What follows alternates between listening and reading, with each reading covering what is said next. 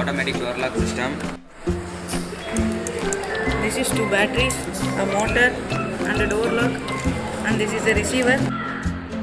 Two batteries are connected to the receiver and the motor is connected to the receiver.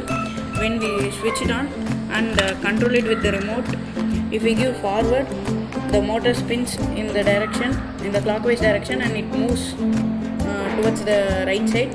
And when we gives the reverse button, the motor spins in the anti-clockwise and it opens the lock.